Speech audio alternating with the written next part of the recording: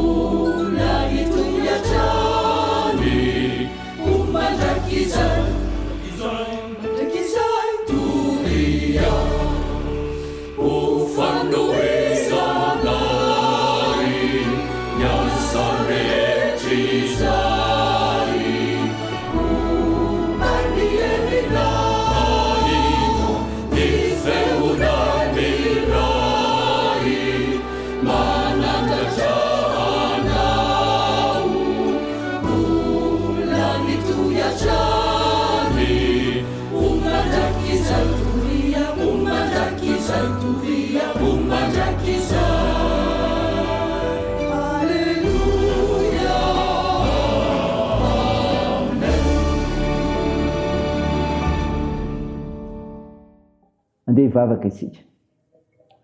Andriamanitra mpamindra fo sy marina ianao, komendrika anao ny saotra, ny dera, ny laza, ny voninahitra marak'izay, satria masina ianao sady Andriamanitra tsy tompo mpanotsy izay, ko ny fahotanay dia mamindra fo aminay.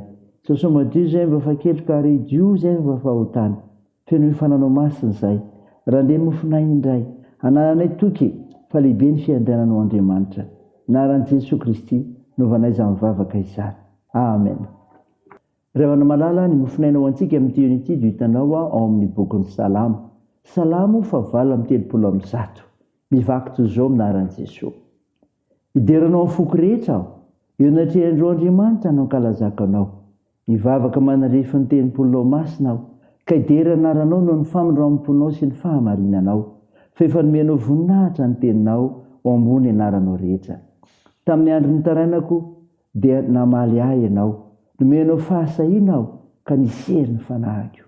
Jehova, hidenanao ny mpanjaka rehetra amin'ny tany, fa handreny teny vavanao izy. Eny hirany amin'ny lalàn'i Jehova izy, fa lehibe ny voninahary Jehova. Fa na dia avo aza Jehova dia mijery ny ambany toetra, ary mpiavonavina fantany ny lavitra eny. Na dia handeha eo amin'ny fahoriana aza aho, dia amelay ianao. Aninitra ny tananao anohitra ny fahatezerany fahavaloko ianao, ary amonjy amin'ny tananao ankavanana. Jehova natanteraka ny amiko, Jehova mandrakizay famondram-ponao, aza mahafoy ny asan'ny tananao. Amen. Ray masina manamasinana ny fahamarinana, ny teninao ny fahamarinana.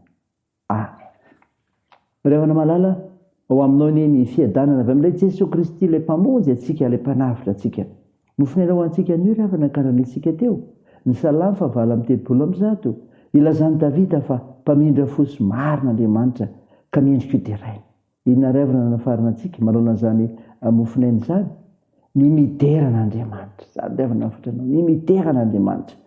Metomboka amin'ny teny hoe mideranao ity salamy ity, maneho ny fikasana tsara ao anatin'ny mpanoratra fa tederan'Andriamanitra izy ary amin'ny fo tokoa fa tsy atendromolotra fotsiny ihany.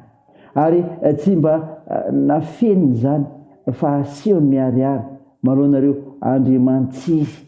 Manahitra an'Andriamanitra ho ambony zavatra rehetra sy izay heverin'ny olona fa Andriamanitra mahavonjy azy. Ary tsy izy ihany ny tiany hidera fa ny mpanjaka namany ihany koa. Tena kasitrahan'Andriamanitra ry havana ny fiderana azy amin'ny fo madio, tsy metsara velatse. Ny fiangonana dia toerana iray natokany mpino rehetra hiderana samezana voninahitra an'Andriamanitra. Toa miantso antsika izany manao hoe toerana toy izao niarahantsika rehetra ankoatra izay ataonao any an-tokantrano fa zava-dehibe famonjena ny tranon'Andriamanitra. Ny havatra faharoa menanao ry havana dia izao, tsy mivadika amin'ny tenin'ny Andriamanitra. Zany tsy mivadika amin'ny tenin'ny Andriamanitra. Tamin'ny fahasahiana no nideran'ny mpanoratra satria tsapany loatra ny fahatsaran'Andriamanitra tamin'ny nisitrahan'ny famondram-pon'ny tompo sy ny fahamarinany. Tamin'ny fotoana sarotra nolalovana dia tsy nahatsiaro irery satria naheon'Andriamanitra ny fitarainany. Ireo toky sy teny fampanantenana dia tanteraka tokoa. Atao tsy lavitra azy ny fahavalo izay anatin'ny fahatezerana azy, mikendry andavo azy saingy miaro azy Andriamanitra. Ilay toedrara mampitebiteby sy mampatahotra teo nivadika ho fifaliana satria mandray famonjena no tenin'Andriamanitra amin'ny mpanompony. Marina ry havana. Ary tsy miova azo antoka ny tenin'Andriamanitra ka anantenana valim-bavaka mandrakariva. Vokany hitoetra amin'ny fahatokinan'Andriamanitra hatrany ny mpino. Zany ry havana. Vakio ny tenin'Andriamanitra. Dera ho azy an'Andriamanitra ianao ary tsapanao fa matoky izy satria tsy mivadika amin'ny teny. Raisy izany ho voninahitra Andriamanitra. Amen. Andeha vavaka isika. Andriamanitra misaotra noho ny mofinaina nomenao anay. Jejoroa mpanao salamo ho vavolombelona fa mendrika ideraina ianao Andriamanitra satria tsy mivadika amin'ny teninao koa. Tompo, vavaka aminao izay ho an'ny firenenay. Vonjeo anatin'ny fahantrana izay. Vavaka aminao izay ho an'ireo marary. Vangio manokana izy ireo Jesoa sitrahany toany koa ny tontolo fahasalamany.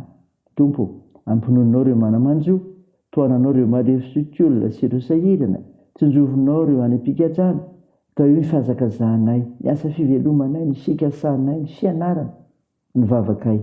Dia toany amin'ny anaran'i Jesosy Kristy mpamonjy anay, sy efa nampiandriny koa ny vavaka manao hoe: ranay eo izay ny an-danitra, ao masinina anie ny anaranao, ho tonga anie ny fanjakanao, atao anie ny sitraponao ety an-tany ho tahaka ny an-danitra. Meo ny anio izay anona sahaza ao anay, ary mamela ny elikay tahaka ny namelanay izay meloka taminay, ary aza mitondra anay amin'ny fakapanahy, fa manafany amin'ny ratsy, fanao ny fanjakana sy ny hery ary ny voninahitra mandrakizay. Amen. Raha isa finoana ry havana nitsodrana tolotra anao amin'ny anaran'i Jesosy Kristy. Ny tompo fiadanana ny amenareo fiadanana amin'ny zavatra rehetra ho aminareo rehetra ny tompo sy ny fahasoavan'i Jesosy Kristy ary ho fampiareza ny fanamasina. Amen. Teo an'Andriamanitra irery ny voninahitra amin'ny anaran'ny Ray sy ny Zanaka ary ny fanahy masina. Amen.